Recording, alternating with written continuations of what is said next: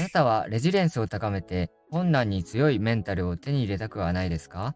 どうも、マインドオーガナイザーのクーです。よろしくお願いします。いや、だいぶ撮影も慣れてきましたね。まあ、サクサクっといきましょう。今回のテーマは、前回に引き続き、レジリエンスについてですね。前回は、レジリエンスの定義、レジリエンスとはつまりどういうことか、あと、レジリエンスに必要な要素ですね。重要な要素。レジリエンスを抑えるポイントはこれだ、みたいなのと、あとは、レジリエンスが高まる仕組みですね。どういう風な過程を踏んでレジリエンスが高まっていくか。あとは、レジリエンスが高い人の特徴ですね。レジリエンスが高い人で、こういうメンタルが手に入るよっていう具体例ですね。についてお話しさせていただきました。興味ある方は、URL コメント欄に貼っとくので、見てみてください。今回はその応用編というか実践編ですね。レジリエンスを高める、具体的な5つのステップと、あとは、レジリエンスを日常的に高める、5分以内でできるかな。おすすめ習慣についてお話ししていきたいと思います。はい、このチャンネルでは脳を鍛え、メンタルを安定させ、マインドを整えることで最強になれるというコンセプトでやっております。ということで言えば、自己成長を通して精神的に人間的に強くなるっていう、コンセプトですね。そういうノウハウを、実用的なノウハウを発信しております。この動画が面白いなぁと、少しでもためになったなぁと思ったら、ぜひいいねと、あとは、チャンネル登録お願いします。めちゃくちゃ励みになります。コメントもめちゃくちゃ嬉しいです。どんなコメントでもいいので、気軽に、書き込んでいただければと思います。さて行きましょう。今日のテーマですね。レジリエンスを高める方法ですね。まずは、レジリエンスの必要性というか、レジリエンスを高めるメリットですね。なぜ高めるのがいいのか、レジリエンスを高めるとこんないいことがあるよっていうのを紹介していこうと思います。レジリエンスを高めるメリットは主に5つありますね。1個目が、レジリエンスの核ですね。これぞレジリエンスっていう効果なんですけど、立ち直りが早くなるですね。で、2つ目が、ネガティブ感情からポジティブ感情への変換。ポジティブ感情の上書きって言った方が正確かもしれないですね。それが上手くなると。これもレジリエンスを表す特徴の一つですね。感情コントロールが上手くなる。感情コントロールを上手くすることによって、ネガティブ感情から脱却する力ってのも、レジリエンスの中の一つに入るので、プロセスの一つですね。そういうのもありますよっていう感じですね。で、3つ目が、自分が困難を乗り越えることで、辛い経験をする気持ちとか分かるようになって、その困難の乗り越え方とかですね、メンタル的なものも含めて、そういうのが、記憶として、パターンとして、刻み込まれるので、他者の困難を乗り越える、サポートができるようになる。人の痛みが分かるようになることで、寄り添って、良好な人間関係を築きやすくなるってのがありますね。で、4つ目が、その困難な状況に意味を見出せるですね。失敗した。今回もダメだった。俺はダメなやつだってなるんじゃなくて、その困難、失敗したことに意味を見出す。よくあるのが、失敗したことで、いいデータが取れたみたいなね。そういうポジティブ変換とか、別の、建設的なものの見方ができるっていう感じですね。建設的ってのはどういうことかって言ったら、進歩的な考えをするみたいな。改善とか問題解決とかに、意識を向けた考え方をする。そうですね。物事が上向きにいくように、行動とか、自分の心とかも変えられる、修正していくっていう考え方が建設的なんですけど、そういうものの見方ができる。そういうものの見方をするからこそ、ネガティブ感情から出して、立ち直りも早くなるんですけどね。裏を返せば、そうですね。そういうのもできるようになる。で、5つ目が、それに関連してるんですけど、できないこと、ネガティブなことに目を向けるのではなく、自分のできることを、希望を持つというか、そういうところですね。物事を改善していくっていう、自分のできることにフォーカス、集中できるようになるっていうのが、レジリエンスが高い人の特徴というか、レジリエンスを高めるメリットですね。より詳しくは、前回の動画で事細かに説明してるので、よかったらそちらを見てみてください。今はざっくりとした復習ですね。はい。ということで、ここからいよいよ本題ですね。レジリエンスを高める5つのステップということでやっていきます。この後に、おまけとしてレジリエンスを高めるおすすめ習慣ですね。日常的に、鍛えていく方法とかも紹介していくんで、ぜひとも最後までご覧ください。はい、サクサクっといきましょう。レジリエンスを高めるステップは大きく5つあります。自分の感情思考を客観的に見つめること、認識すること。ポジティブ感情が湧く回路を強化すること。で、3つ目が、建設的な思考をするトレーニングをすること。で、4つ目が、心のセーフティーゾーンですね。を構築すること。で、5つ目が、日常的な、心身のケアをすること。レジリエンスは、脳の機能を使っているメンタルスキルなんで、脳の状態が良くなきゃいけないんですけど、そういう脳の状態を良くするのを日常的にしていくって感じですね。レジリエンスが下がる予防みたいな感じですね。5つ目はですね。1個ずつ見ていきましょう。具体的なやり方ですね。1個目が、自分の思考と感情を客観的に見つめるですね。自己認識を深めるっていうことでもあるんですけど、これをするのが何でいいかと言われたら、感情とか思考とかってなんとなくで処理されがちなんですけど、そのなんとなくの状態って結構長引きやすいんですよね。なんとなく不安とか、なんとなくイライラするとかね。いつまでもそういうネガティブ感情はなんとなくの状態が一番残りやすい。処理されきれずに残っちゃうっていうのがあるんで、それを明確にすることで、その感情の暴走を防いでいくっていう目的がありますね。自分の思考とか、感情とか内面を客観的に見つめるのをメタ認知って言うんですけど、そのメタ認知できると、感情の暴走ですね。ネガティブな感情が暴走しづらくなるっていう、仕組みというか、メリットがありますね。まずは心の状態をきちんと把握するっていうのが大事ですね。ネガティブな状態をしっかり認識する。今落ち込んでんだな、イライラしてんだな、みたいな、悲しいんだな、傷ついてんだな、みたいなね。そういうふうに感情に名前をつけて感情を明確化していくのを、感情ラベリングって言うんですけど、今起こってる自分の感情にちゃんと名前をつけることで、そのなんとなくモヤモヤするっていうのが解消されるので、その感情が暴走するのを防げるっていう効果がありますね。あとは思考の観察なんですけど、思考の観察は事実と感情を分けるみたいな感じですね。例えばある人に冷たくされた時とか、私なんか嫌われちゃった。私なんか嫌なことしちゃったのかなみたいなね。そういう思い込み。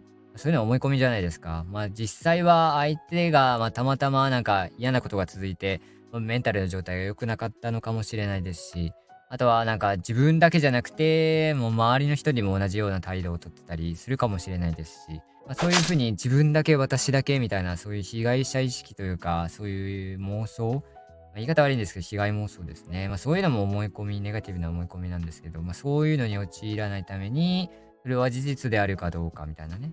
自分の思考を客観的に見つめるのも大事ですよっていう話ですね。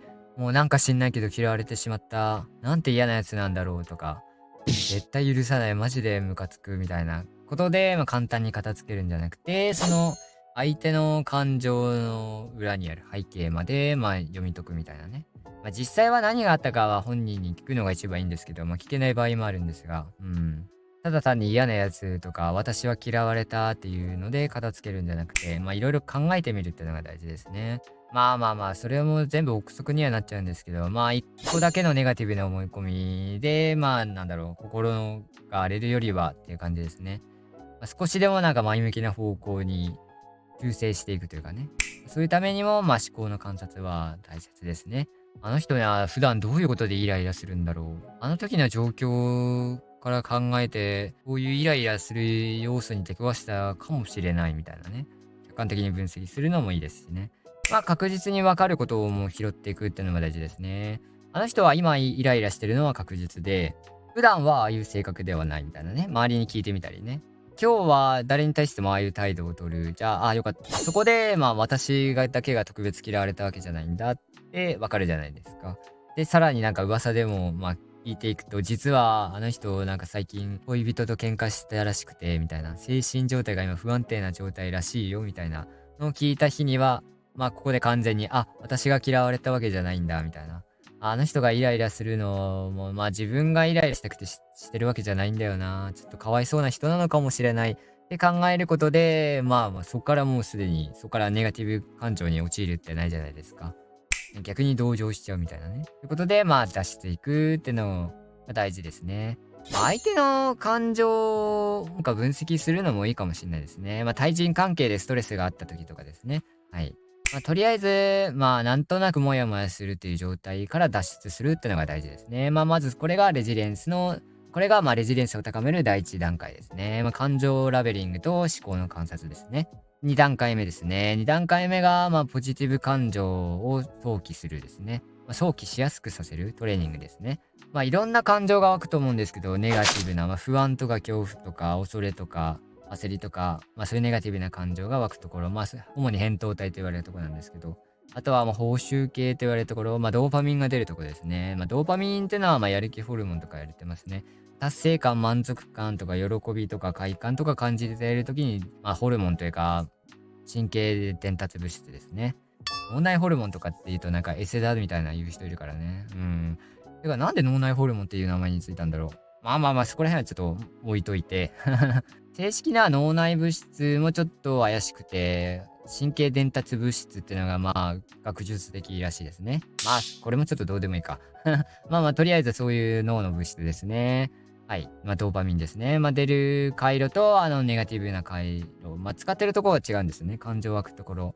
ネガティブなところばっか使ってたら、ネガティブな回路は強化されるし、脳の大きな特徴の一つとして、神経回路は使えば使いほど強化されるっていうのがあるんですけど、そういうのはシナプス可塑性って言うんですけどね。神経同士のやりとりが、なんだろう。頻繁に行われることで、ここは重要な回路だっていうのが認識されて、そのやり取りがスムーズになっていくっていうのがありますね。運動とかもそうじゃないですか。最初はすごいぎこちなかったのに、だんだん回数を重ねていくごとに、スムーズになっていく。何事もそうだと思うんですけど、そういうのはその神経回路を使い続けることで、可塑性が起こって、神経のつながりが良くなって、いわゆる神経が太くなるというか、脳の回路が強化されるですね。のが起こって、スムーズになるみたいな、あるんですけど、感情もそれに倣って、ネガティブ感情も使い続けてば、そういうネガティブ感情が発生する回路が強化されるし、ポジティブ感情を出し続けてれば、そういうポジティブ感情が湧く回路が強化されて、湧きやすくなるっていうのがありますね。なんでごちゃごちゃ言いましたが、まとめると分かりやすく言うと、常日頃からポジティブな感情を引き起こすようにしとくのが、大事ってことですね。ちょっとドーパミンの効果についてはまた後日詳しく言うんですけど、ここでざっくり言ったら、脳の活性化、脳全体の活性化ですね。脳が元気な状態になるっていうのと、あとは、意欲達成感とか、あとは行動への衝動。行動への衝動を、俗に言うやる気と呼ぶと思うんですけども、そういうのも高まりますね。行動せずにはいられないみたいな積極性が湧くのも、ドーパミンの役割というか、効果の一つですね。で、このポジティブ感情を増やすおすすめなのが、2つありまして、感謝の日記と、あとは達成感リストですね。一日の始まりとか終わり、どっちでもいいんですけど、例えば、一日の終わりにですね、その日起こった出来事で、ポジティブ感情が湧いた出来事ですね。ちょっとしたことでもいいので思い出すってのを習慣にするのはいいですね。とにかくポジティブ感情が湧くことで、ポジティブ感情を強化していくっていう感じですね。ポジティブ感情が出る時の脳の回路ですね。を使い続けろとっていう感じですね。シンプルに。コーヒーが美味しかったとか、昼間たまたま入ったラーメン屋がめっちゃ美味しかったとか、食べ物ばっかだな。でも食べ物分かりやすいかもですね。あとは好きな人が笑顔で挨拶を返してくれたとか。あとは、コンビニの店員の対応が素晴らしかったとか。うん。そういうちょっとしたことでもいいんですよね。ちょっとした嬉しいことを思い出すっていうのを習慣にするのはいいですね。レジリエンスを高めるためには。レジリエンスの大事な要素を、何回も言ってるんですけど、ネガティブ感情からポジティブ感情に、切り替えるというか上書きですね。ネガティブ感情を消そうと思ってもなかなか消えないですからね。そういうのではなくて上書きすることで、勝手に消えていくみたいな、感じですね。イメージとしては。ポジティブ感情のコントロールっていうのは、そういうのもレジリエンスの重要な要素なので、それを起こしやすくなるって感じですね。あとは自分もやってるんですけど、達成ノート、いや、これはいいですね。達成感を感じたことを、ノートに、ちっちゃいメモ用紙あるんですけど、ちっちゃいなんかメモノートみたいなのに書いてるんですけど、それをたまに振り返って、結構俺、ちゃんとやってるじゃんみたいなね。そういうので簡単に、自己効力感が湧いたりしますからね。割とおすすめですね。達成したことを振り返ることで、もうその達成感が追体験できれば、ドーパミンも出やすくなりますしね。おすすめなんでやってみてください。で、3つ目が、建設的な考え方ができるようになるですね。これは一種の問題解決能力を高めるってことにもなりますね。建設的っていうのは、問題解決とか、あとは、改善ですね。物事を改善して向上していくことに意識を向けるのが、建設的な考え方をするっていう意味なんですけど、レジリエンスを高めるためにも問題解決能力を高めておくのは大事ですよっていう話ですね。何か、もう困難を乗り越える能力っていうのもレジリエンスなので、シンプルに困難に打ち勝つ回数というか精度を高めていくっていう意味でも、問題解決能力は大事ですね。で、何か問題が起こった時に大事なのが3つありまして、1個目は問題の細分化ですね。原因も含めてですね。もうその出発点は何なのか、何が問題点で何が課題で、何を乗り越えなきゃいけないのか、みたいな。何が、状況を悪化させてるのかとか、そういうのを細かく、分析していく。問題点を浮き彫りにしていくっていうのが大事ですね。問題解決するためには。2個目がそれに対する解決策をどんどん出していく。ブレインストローミングって言って、アイディアを否定せずにとりあえず全部出すみたいなのあるんですけど、ブレストですね。よく言われる。そういうのも問題解決には必要ですね。とりあえず解決策を全部出せるだけ出して、全部試していく。端から全部試していくって感じですね。問題を改善していく効果がちょっとでも期待できるのであれば、片っ端から試していくっていうのが大事ですね。で、3つ目が、その積み重ねですね。スモールステップってやつですよね。問題を問題のまま放置してたら、一生解決できないじゃないですか。それは当たり前なんですけど、ちょっとでもいいので前進する。ちょっとでもいいので改善する。で、その改善を積み重ねていって、いずれは問題をクリアしていくってのも大事なんで、何か大きい問題、困難に直面しても、毎日ちょっとずつ改善していけば、いずれは片付くよねって考え方ですね。一度にやろうとしすぎて、ダメだった時の、精神的ダメージもなかなかでかいですからね。ちょっとずつ、ちょっとずつ、でも右肩上がりに、改善していけば、成長していけば、いずれ、問題を乗り越えられるのであれば、そっちでもいいかなっていう考え方ですね。やれないよりはマシって感じですよね。うん。困難にぶち当たってめちゃくちゃ頑張って登れなくて、と落ち込むよりだったら、ちょっとずつでも、壁にちょっとずつ穴を掘っていくイメージですかね。うん。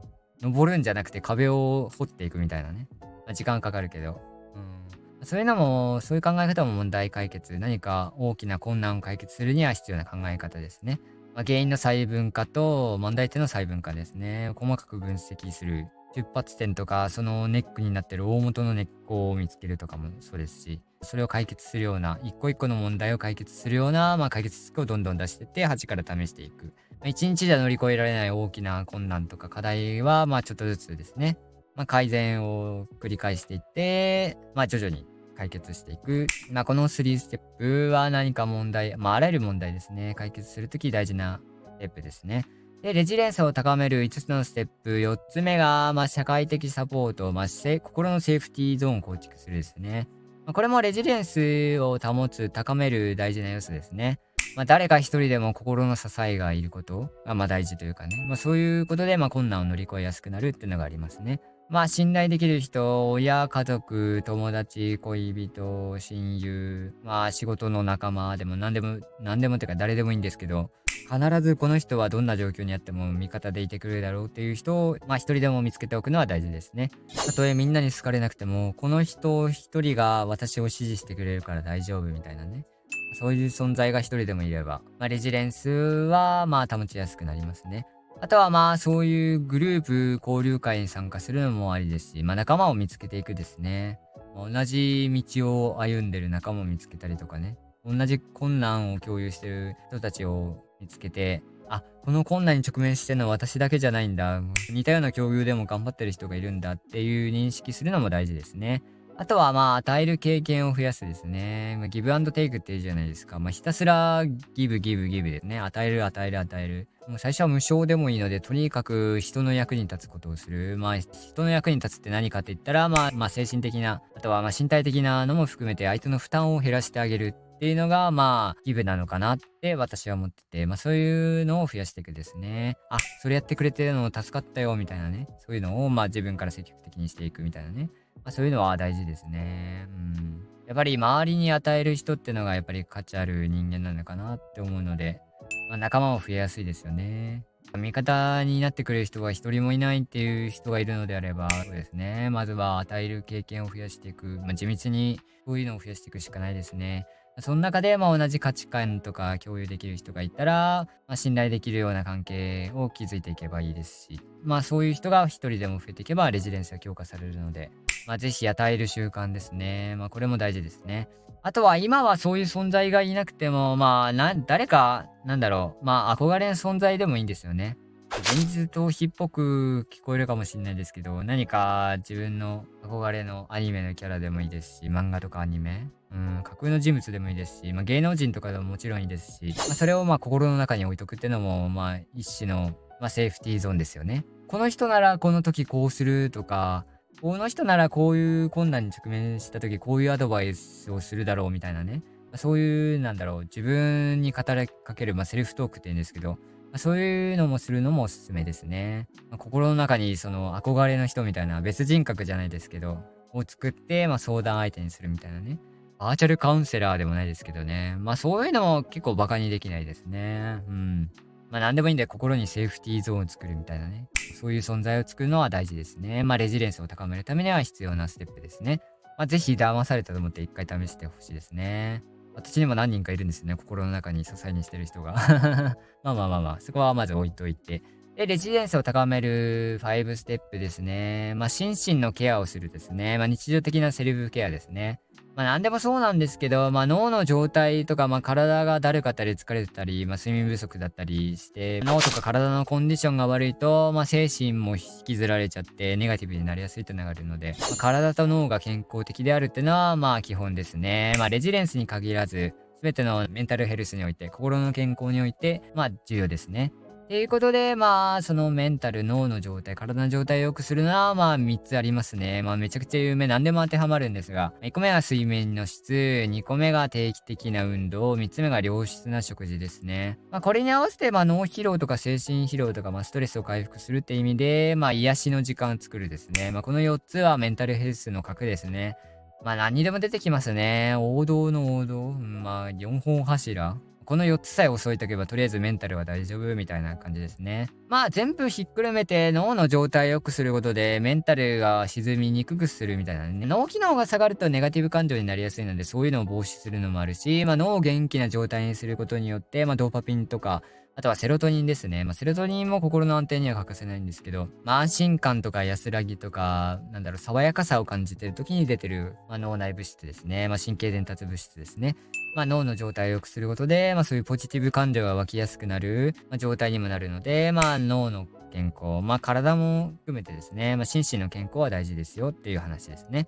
はい。で、ここまででレジリエンスを高める5つのステップでした。はい。ここで、レジリエンスを、先ほど言った、レジリエンスを高める5つのステップの知識も含めて、そうですね。レジリエンスを高める、日常的に保っていく、高めていくおすすめ習慣を5つほど紹介していきます。ぜひとも自分に合ったやり方を、いろいろ試して見つけてみてください。1個目が、感謝ジャーナルですね。先ほどレジリエンスを高める5ステップでも言ったんですけど、感謝の習慣は大事ですね。ポジティブ感情を日常的に思い出すのをルーティンにすることで、ポジティブ感情を使うっていうのを、習慣にするですね。感謝の日記も先ほどの、ポジティブなことを思い出すにも似てるんですけど、これもちっちゃいことでいいんですよね。昼間食べたおにぎりが美味しかったとか、〇〇さんが仕事を手伝ってくれたとか、あとは推しの配信が今日も尊かったとか、そういうのでもいいんですね。いや、私も推しは何人かいるんですがここはまず言わないでおいて、ありがたいと思われるなら何でも OK ですね。ポジティブ感情を日常的に使うですね。で、2個目ですね。2個目ももう出たーって感じなんですけど、どれにでも出ますね。何にでも出ますね。マインドフルネス瞑想ですね。うわー、またそれかーって感じですよね。もう耳にタコですね。もう聞き飽きたって感じですね。瞑想のやり方とか効果についてはまた後日動画にするつもりなんで、ここではざっくりとしか言わないんですけど、レジリエンスを高めるや、扁桃体の機能を抑えて、前頭前野活性化させるのが大事だよと言ったんですけど、インドフルエンス瞑想をすることで、前頭前野が活性化するっていうのがありますね。で、前頭前野が活性化することで、扁桃体の暴走を防げるっていう効果がありますね。やり方は簡単ですね。呼吸瞑想ですね。がわかりやすいかな。ボディスキャン瞑想とかもいろいろあるんですけど、簡単にできるのは、呼吸瞑想ですね。1分から3分タイマーをかけて、その間ひたすら吸って吐いて、この感覚にだけ意識を向けるですね。1分でいいんだみたいな思うかもしれないですけど、これ結構意識をずらさずに続けるのって結構精神力いるというか、確かに脳の筋トレって言われるだけあるなっていう。瞑想でよく脳の筋トレみたいなね。注意力をコントロールする、矯正するトレーニングでもあるんで、筋トレっちゃ筋トレなんですけど、結構なかなか大変なんですよね。すぐ違うこと考えちゃうというか、手伝いになって、呼吸の感覚に意識向けるの忘れてたみたいな。1分でもね、最初慣れてないとそういうのが起こりやすいんでね。もうぶらさないですね。思考をコントロールする、練習にもなるのかな。そういう意味でもおすすめですね。ポイントは頭の中で吸って吐いてと唱えることですね。その唱えることで、他の思考が湧きにくくなるみたいなね。で吸って吐いてに意識を向けてたらダメなんですよね。あくまでも向けるのはこの吸った時の肺とか空気が流れる感覚、吐いた時の空気の流れの感覚、体の感覚に意識を向けるのが大事なんで、そこに意識を向けつつですね、吸って吐いてみたいなね。このタイマーが鳴るまで1分から3分、3分ぐらいでもいいらしいんでね。はい、おすすめなんで、ぜひやってみてください。で、3つ目、これもさっきちらっと言っちゃったんですけど、達成リストを作るですね。達成感を味わってる時、ドーパミンっていうのが出るんですけど、ドーパミンの効果は、先ほども言った通り、脳を元気にして、行動の意欲を高めるですね。学習意欲とかですね。ポジティブに前向きに物事を捉えられるようになるためには、ドーパミンは、有効なので、そういうのを出す回路ですね。強化になりますよって話ですね。達成感を日頃から味わうですね。達成感を日頃から味わってれば、自己効力感も高まるので、達成リストを作るのはおすすめですね。過去書いたことを見るのでも全然いいですね。こういうことやってきたんだ、みたいな。この時苦労したな、みたいな。でもやりきったんだよな、みたいなね。振り返ると、すごい元気が出てくるというかね。結構おすすめですね。マジで。心の支えになりますね。で、4つ目が、感情ラベリングですね。これも、5ステップの最初で言ったんですけど、シンプルに、今湧き上がってる感情に名前をつける。ただこれだけですね。イライラするのか、不満に感じてるのか、不安を感じてるのか、みたいな。焦ってるのか、みたいな。楽しい、嬉しいとかね。幸せ、満足、安心とか、そういうのですね。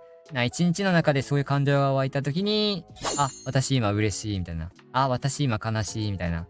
ちょっとローラみたいな。いや、ローラになるってのも大事かもしれないですね。うん。嬉しいとか、楽しいみたいな。ああいうのも感情ラベリングですね。そういう人たちでポジティブな感じするじゃないですか。実際にポジティブになってるんですよね。感情を実際に名前にして出すことで。悲しい、みたいな。本当に悲しいのかみたいなね。本当に悲しかったんだけど、悲しいっていうことで、抑えられて悲しいように見えなくなるみたいなね。多分そういうことなのかなみたいな。それはちょっと飛躍しすぎか。そういうのがありますね。地味だし、地味でもないかなんでか、本当に聞くのって感じするかもしんないですけど、結構侮れないですね。感情ラベリングは。感情を明確化することで、最初にも言ったなんとなくモヤモヤするってのも解消されるし、なぜって考え始めるんですよね。そう。こういうのも自動思考っていうのかな。自動思考ってのは、ある状況とか物事が起こった時に、自動に湧いてくる思考ですね。のことを自動思考って言うんですけど、そういうのが湧いてくるのかな。私は今イライラしている。なぜみたいな。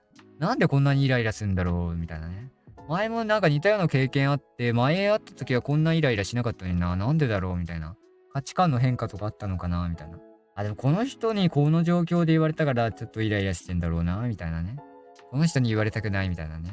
誤解とかすれ違いがあったりとかね。本当は違うのに悔しいみたいな。そう。そういうのを分析したりね。そう。しっかり相手にも説明できてない自分も悪いなみたいな。リフレーミングですね。問題解決というか問題の細分化ですね。そういうのも行う。感情ラベリングすることで、自動的にそういうなぜとかで、問題解決の方に意識が向くようになるっていうのがあるので、結構おすすめですね、感情ラベリング。結構効果的なんで、試してみてください。で、おすすめ習慣の5つ目が、思考の柔軟性を鍛えるトレーニングですね。リフレーミングの習慣ですね。建設的に物事を考える。問題解決とか改善に意識を向けるですね。そのためには思考の柔軟性というか、思考の切り替え、思い込みからの脱却ですね。物事を多角的に見るトレーニングをするのも大事ですね。リフレーミングっていうのは何かって言ったら、フレームといって物事の枠ですね。リフレーム、変える。フレームを変える。物の見方の枠を変えるみたいな。当てはまってるフレーム、考え方、出発点が変われば、解釈の仕方が変われば、湧き起こってくる感情も変わりますよねっていう、そういうテクニックですね。リフレーミングは言わずもがな、レジリエンスの重要な要素の、17思考をするためには欠かせない能力の一つですね。例えば何かミスを犯した時とか、一日の振り返りで、あれ失敗したな、やらかしたな、みたいなことを思い出した時に、そのままなんてダメなやつなんだって自分を責めるんじゃなくて、落ち込む代わりに、その改善策を、とか、問題解決するにはどうしたらいいだろうみたいなね。こっちの方ですね。建設的な考え方ですね。の方に、思考を切り替えるというか、思考を持ってくるっていうのを意識的にやっていく訓練ですね。だから失敗はチャンスみたいな感じですよね。そういう意味でも。あの時ああいう失敗したけどな、こういう改善ができるよな、みたいな。この対策をしてみたら、もうこういう間違いも起こんないんじゃないだろうか、みたいな考えることで、解決策っていうのが、ポンポン湧いてきたら、それがストックになるというか。で、そういうのが増えていけば、私ならどんな状況でも乗り越えられるだろう、みたいな自己効力感ですね。の元にもなるので、リフレーミングを日常的にするのは大切ですね。レジリエンスを高める上でも大事ですね。その起こった出来事の意味を見出したり、改善策を見出すってのが、リフレーミングですね。リフレーミングというか、リフレーミングをやるときの具体的に意識を向けるところですね。この失敗があった。でもこの失敗の意味はこういう意味があった。みたいなね。次に生かそうみたいな。そうそうそう。次に生かすっていうのが進歩するっていうのが、このチャンネルの大きなコンセプトの一つである自己成長なんですけどね。そのために必要な能力の一つですね。リフレーミングは。今喋ってて思ったわ。こういう進歩的な考え方を見つけていくのも、レジリエンスなのか問題解決能力なのかなんて言うんだ、こういうのを。そういうのもリフレーミングの恩恵ですね。はい。ってことで、リフレーミングのポイントは、あらゆる出来事に意味を見出すですね。これが分かりやすいかもしれないですね。すべてを人生の糧にしていくみたいな、そんなイメージですね。すべての経験、失敗とか、困難とか落ち込むことも全部含めて、人生のより良い経験値、教訓になったと捉えられるようになるのが、リフレーミングの真髄というか、コツなのかなって感じですね。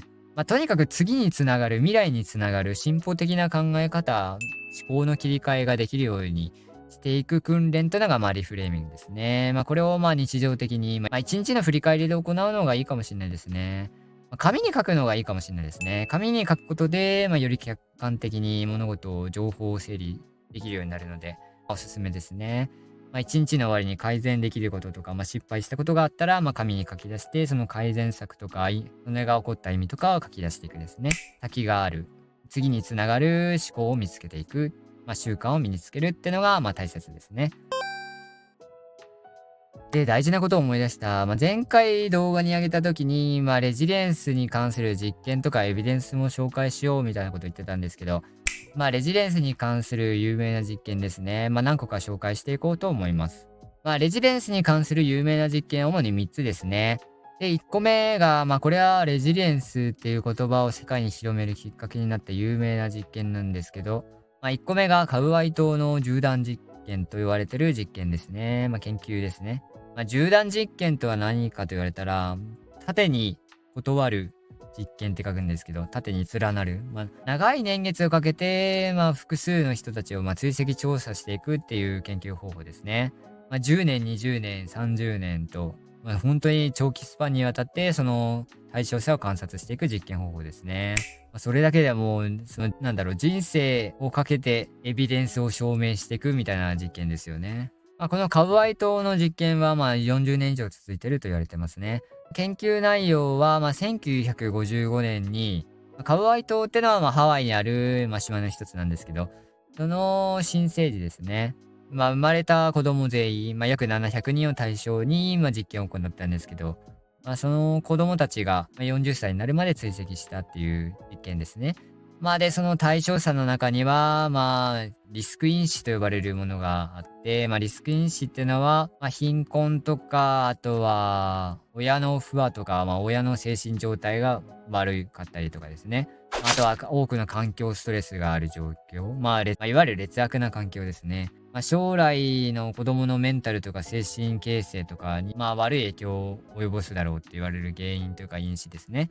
そういうリスク因子を抱える子たちが、700人のうちの3分の1、いたと言われてるんですけど、この、当初の実験ではこの3分の1のリスク因子を抱えている子供たちは、皆何かしらなんか心に問題を抱えた状態で、大人になるだろうと思われて、研究されてたんですけど、実際はその3分の1の中でもさらに3分の1の人たちはもう困難な状況にいるにもかかわらず、結果の予測と反して、ポジティブな、前向きな精神状態の子もいれば、思いやりのある子とか、自信に満ちた子とか、周りの逆境とか劣悪な環境をものともしないなんか精神的な強さを持っている子供たちがいたらしくて、そういう同じ境遇、同じリスク因子を持っている子供たちがいるのに、逆境を乗り越えることを乗り越えない子がいるのはなぜだろうみたいなね。この逆境を乗り越えた子供たちの要因ですね。何があったんだろうっていうのを細かく分析していったら、主に2つの保護要因ですね。その心を守る要因ですね。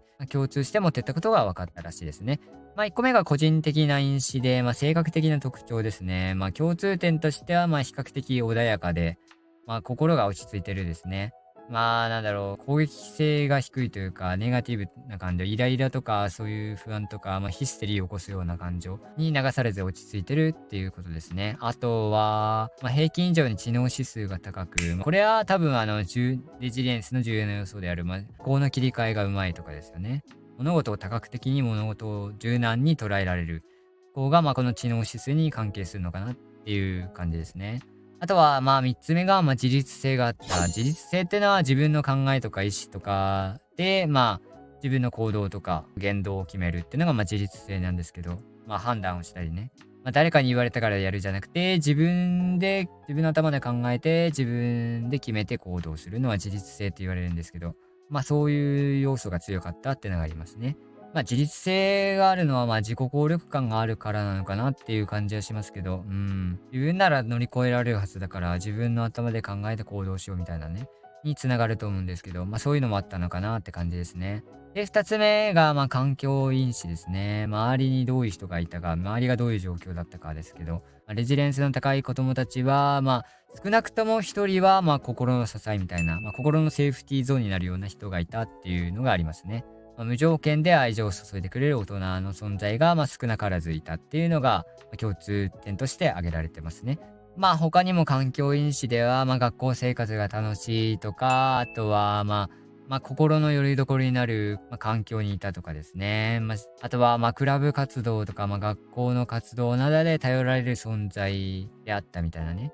共通して言えるのは、人との信頼関係を築くような、そういう温かな交流があったっていうのが挙げられますね。で、この研究結果からわかる重大要素は何かと言われたら、生まれつきな能力とか、環境の劣悪さとかは関係なくて、逆境そのものが問題じゃなくて、逆境を乗り越えようとする人の意思というか、周りにどういう人がいたか、周囲がどういう状況であったかどうかが、重要であるっていうのが、この研究で、分かった結果ですね。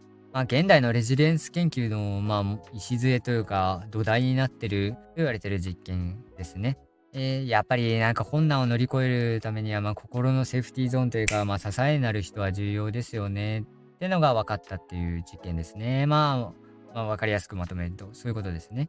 なんで、社会的支援ってのが、レジリエンスにおいては、重要な要素ですよっていう、エビデンスでした。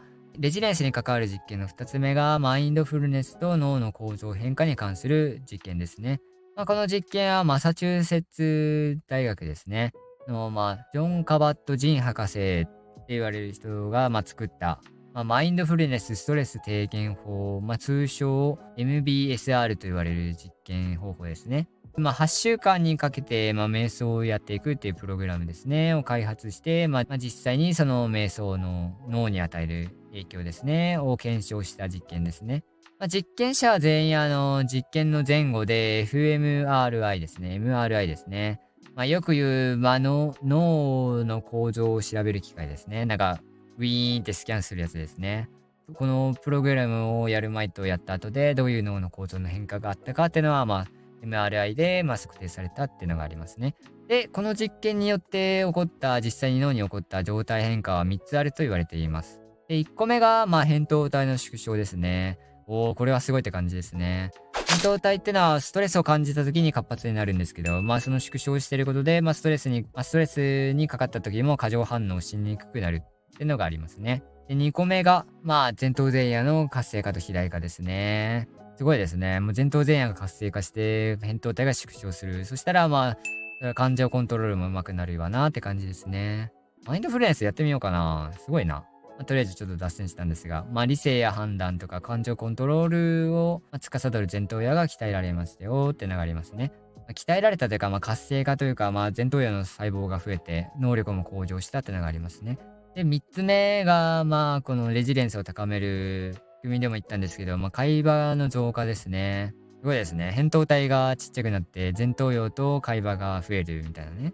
レジリエンス以外でもなんかいろいろ効果ありそうですよね。世界中の名だたる有名人がこぞってやるわけですよね。会話が増えることで、逆境を乗り越えたパターンを想起しやすくなったり、覚えやすくなったりするっていうのがありますね。で、この実験で分かったことが、マインドフルネスは、レジリエンスを高めるために必要な要素である、前頭葉の活性化、扁桃体の縮小抑制、会話の増加、強化ですね。このレジリエンスに関わる脳の機能3つが鍛えられたっていうのがありますね。構造的に変化したっていうのがあるんで、これは確かにエビデンスと言えますね。8週間か、1日何分やるんだろうな。確か40分とかだった気がすんな。1日40分を8週間やってたら、確かにそれはすげえ強化になりそうですね。しんどそうですけどね。1日40分瞑想か。15分でも結構まあまあなんだけど、なんか心落ち着かないときは30分ぐらいはやるんですけど、半分寝てるみたいな仮眠みたいな状態ですね。やったりはたまにはするんですけど、それをプラス10分で毎日やるってなったらちょっと辛いかもしれないですね。その辛いを乗り越えてこそのなんか感情コントロールが上手くなったりとかにつながるんでしょうけどね。脳の強化になったりね。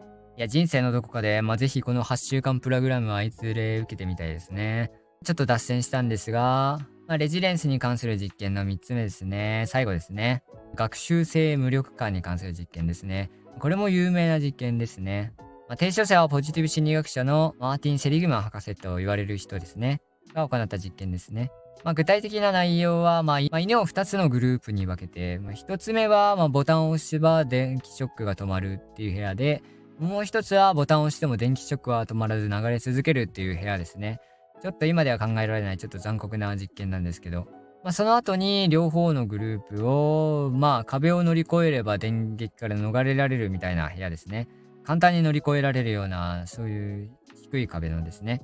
新しい箱に入れたんですけど、その箱に入る前ですね、ボタンを止めて電撃を止められたグループの犬は、入れられた瞬間に、その電気が流れた瞬間に塀を乗り越えて、一目散に逃げていくみたいなね。犬が多かったに対して、驚くべきことに、二つ目の、ボタンを押してもなんか電撃が流れ続けた、問題が解決しなかったっていう経験をしたグループの犬は、乗り越えようとする気力すらなかったみたいなね。その壁さえ乗り越えれば、脱出できるという状況をすぐに、簡単にできる状況にもあったにもかかわらず、何もせずに、電気が流れた状態でその場でうずくまるみたいなね、態度を取ったっていう衝撃の実験がありますね。で、この現象を学習性無力感と言いますね。無力感を学習してしまったっていう意味ですね。この実験結果からわかることは、失敗とか困難な出来事そのものが問題なのではなくて、その問題に対してどうせ何をやっても無駄だって考えちゃう、無気力になっちゃう、無力感を学習してしまうことで、鬱や無気力、その場にうずくまって何もしないみたいな行動になっちゃうっていうのが問題っていうのが明らかになったっていうのがありますね。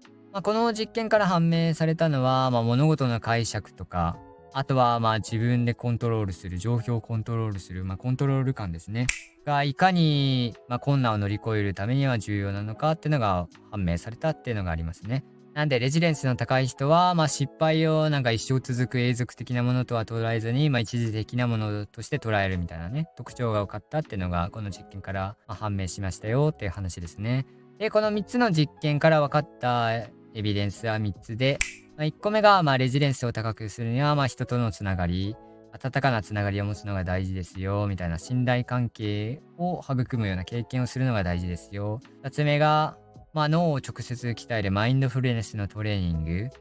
この長時間続けないと脳の回路は変わんないんですけど、同じ回路を繰り返し使うことで、脳の回路は増えていくので、強化されていくので、そういう継続は必要なんですけど、マインドフルネスが、レジリエンスに必要な脳機能。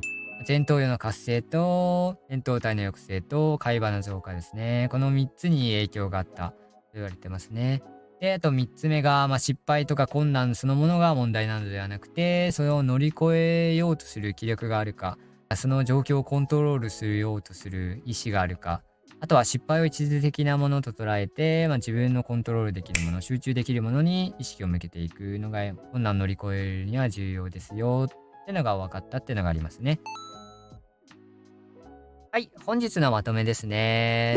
レジリエンスを高める5つのステップと、あとは5つの習慣ですね。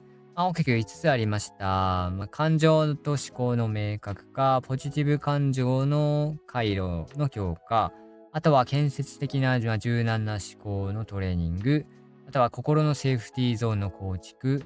で、5つ目が、心と体、脳の健康を保つですね。この5つのステップですね。が大事ですよっていうお話をしました。で、おすすめの習慣5つが、それに関連するんですが、1個目が感謝日記をつけるですね。ポジティブ感情の回路を強化するために、ポジティブ感情が起こるような出来事を思い出していくですね。1日の終わりでもいいですし、1日の始まりでもいいですし、自分のやりやすい方で大丈夫です。で、2個目がマインドフルネス瞑想ですね。さっきのエビデンスでも言った通り、レジデンスに必要な感情コントロールを行う脳の機能の強化にもってこいですよって話ですね。で、3つ目が達成感リストですね。これもあれですね。これもポジティブ感情の強化につながりますね。あとは自己効力感ですね。私ならどんな困難も乗り越えられるみたいなね、自己効力感を鍛えるにも達成感リストはおすすめですね。で、4つ目が感情ラベリングですね。今起き起こってる感情に名前をつけることで、感情の暴走を防ぐというか、冷静に対処できるようになるですね。客観視する。自分の感情とか思考を客観視。メタ認知って言うんですけど、できるようになることで、感情の暴走を防げるですね。で、5つ目のおすすめ習慣が、リフレーミングですね。レジリエンスの重要な要素の一つである、思考の柔軟性ですね。を鍛えるには、リフレーミングを、日頃から行っていくのは、大事ですね。リフレーミングとは何かと言われたら、物事の解釈を変えるってことですね。視点とか変えるですね。コツは、その出来事に意味を見出したり、あとは改善策とか問題解決になるような、思考とか考えをするのがポイントですね。要するに次につながるような考えに変えていくっていうのがリフレーミングですね。で、リフレーミングの練習には、その日とか、最近起こったことでもいいんですけど、その日じゃなくても、何か失敗したりミスしたり、あとは改善の余地があるような出来事の問題を深掘っていくっていうのは、練習になりますね。あの時ああいう風にすればよかったとか、次はこういう風にやってみようとかね。あれにはああいう意味があったんだみたいなね。意味を見出したり、改善策を見つけたりですね。そういうのはリフレーミングの練習になりますね。はい、さていかがだったでしょうか。ちょっと長くなったんですが、これでより具体的に、そうですね、レジリエンスを高める方法が、明確になったのではないでしょうか。もしよかったら、この動画内容が良かったら、ぜひともいいねとチャンネル登録、あとはコメントなどをお願いします。めちゃくちゃ励みになります。あなたもぜひレジリエンスを鍛えて、どんな状況にあっても、すぐ立ち直っていく、メンタル強者を目指してみてください。逆境力は、強く生きていくためには、欠かせないメンタルスキルですね。うん。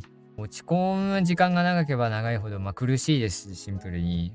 その落ち込んでる時間で何かね、できたりもしますからね。うん。人生の無駄遣いも減らせますし、レジリエンスは、全人類に必要なメンタルスキルなのかなって思いますね。ぜひとも自分に合ったやり方でレジリエンスを鍛えてみてください。こんな風にこのチャンネルでは、そうですね、脳科学とか心理学とかマインド改善法を通して、心理的、精神的、人間的に強くなる方法を発信しております。こういう内容に似た、はい、同じコンセプトで、ブログもやってますので、そちらも見ていただければ嬉しいです。あとは電子書籍ですね。自分の価値観とか、あとは情熱の感覚の見つけ方、使命感の見つけ方とかですね。人が生きる意味とか、そういうのを、ヒントになるような本ですね。道しるべっていう本なんですけど、こちらもあるので、ぜひ見てみてください。ということで、長いことご視聴ありがとうございました。いや、なんかレジリエンス完全版って感じで、なんかすごい喋っちゃってみましたね。このチャンネルでは、今後もこういう風にメンタルを鍛える方法とか、脳を鍛える方法とか、随時発信していく予定ですので、ぜひお楽しみに、チャンネル登録して待っててくださいね。はい、ということで、長いことご視聴ありがとうございました。ぜひとも次の動画もご覧いただければ嬉しいです。ということで、また次の動画でお会いしましょう。マインドオーガナイザーのクーでした。またね。